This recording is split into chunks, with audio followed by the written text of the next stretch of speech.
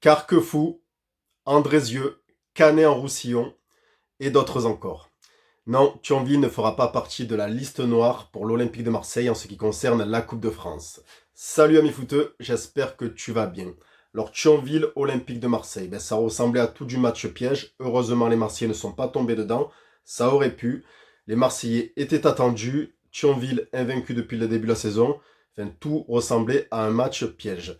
Du coup, en voyant la première mi-temps, on a eu bien peur aussi parce qu'on voyait l'OM qui ne faisait pas grand-chose, l'OM qui n'avait pas d'idée, qui manquait de créativité.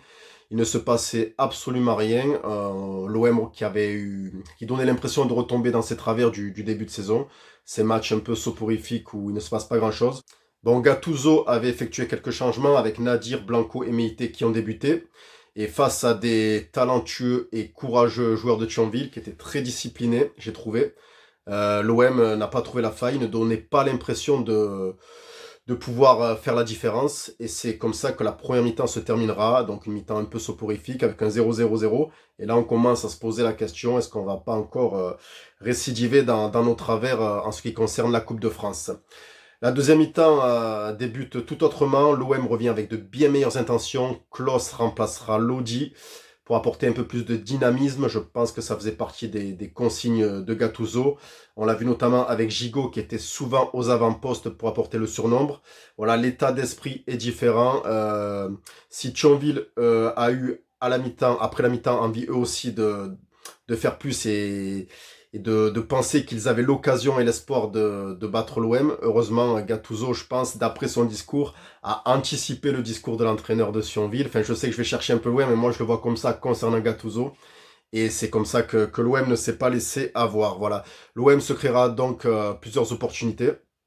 Et c'est logiquement à la 62e minute que Aubameyang trouvera la faille. Alors, une superbe passe de Verretou, je crois. Je crois que c'est Verretou qui envoie cette passe, ce caviar à vérifier qui pour Aubameyang, avec ses qualités de finisseur, rien de plus facile dans ce face-à-face. Alors je n'aurais pas dit ça en début de saison quand on voit ce que faisait Aubameyang en début de saison 2023-2024, mais depuis fin novembre, début décembre, c'est un tout autre Aubame qu'on a, et c'est très très bien pour l'OM. Donc il ne rate pas l'occasion de marquer, et ça fait 1-0 pour l'Olympique de Marseille. Il aura aussi l'occasion de doubler la mise 8 minutes plus tard, à la 70e, pareil, le même style de face-à-face, il obera le gardien de Thionville. Malheureusement, le ballon passera juste à côté des cages. Ça aurait pu faire 2-0, ça aurait été bien pour démarrer l'année pour Pierre-Emerick Aubameyang. Eh bien, écoutez, on se contentera de 1-0. Voilà, le match se terminera ainsi. L'OM a remporté ce match, je pense, à l'expérience. Voilà, je les ai pas sentis très inquiétés en deuxième mi-temps, voire pas du tout inquiétés. Même en première mi-temps, il faut le dire aussi, même si c'était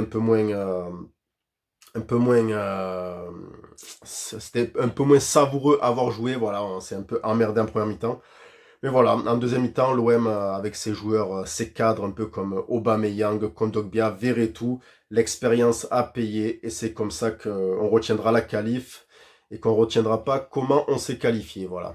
Quoi qu'on peut le retenir vu que ça a été quand même une maîtrise plutôt pleine en deuxième mi-temps. Voilà.